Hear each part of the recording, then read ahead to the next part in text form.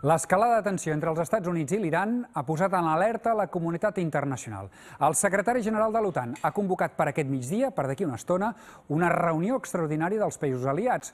França, el Regne Unit i Alemanya ja han fet una crida a l'Iran perquè respecti l'acord nuclear del 2015, del qual ahir es va despenjar.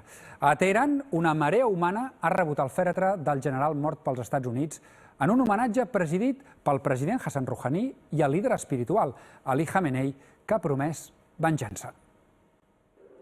És el líder suprem de l'Iran plorant davant les restes del seu home fort en una imatge gens habitual. Ali Khamenei ret homenatge a les despulles del comandant Soleimani, responsable de la projecció iraniana.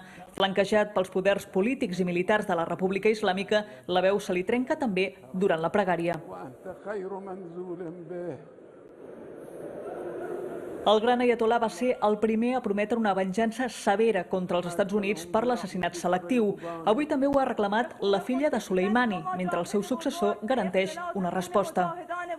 اینه که اولا راه شهید سلیمانی رو با همون استحکام به حول و قوه الهی پیش میریم و با توکل به خداوند تبارک و تعالی. Represàlia que també exigeixen al carrer. Trump ha aconseguit reunir-hi contra ell faccions antagòniques, marees negres de gent que no recorden des del 1989 pel funeral de Khomeini, fundador de la República.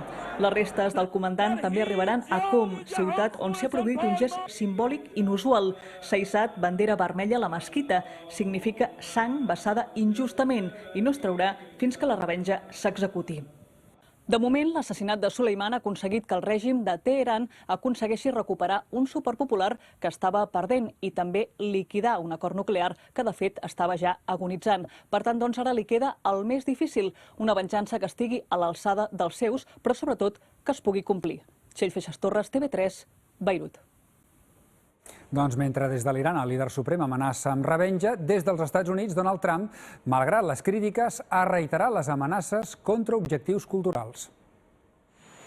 Després de 2 setmanes de vacances, Trump ha agafat l'avió de tornada a Washington i en una conversa sense càmeres ha escalfat encara més el conflicte al Golf Pèrsic.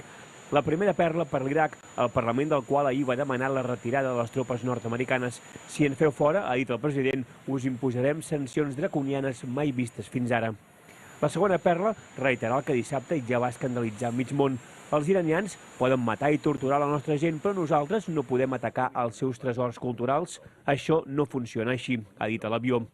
L'Iran té 24 joies culturals patrimoni de la humanitat, com les ruïnes de Persèpolis. Bombardejar un lloc així seria un crim de guerra.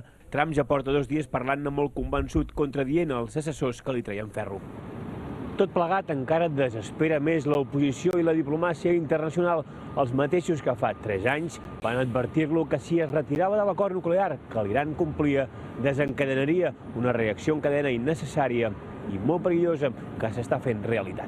The agreement that was signed was a disaster, and most importantly, it was so short-term that within a very short number of years, they would be able to make nuclear weapons, and that's unacceptable. En efecte, l'acord tenia clàusules revisables que expiraven el 2025. Acorralat per la Casa Blanca, l'Iran a principis d'any se'n va començar a desentendre i ahir va anunciar que ja no posarà límits a l'enriquiment d'urani. Pels experts, podria tenir la bomba atòmica abans d'un any, no pas 5, com fins ara. Així, avui, Trump no només ha de fer front a les represàlies per la mort de Soleimani, sinó a l'espectre, encara molt més greu, d'un Iran nuclear. Xisco Revertem, TV3, Washington.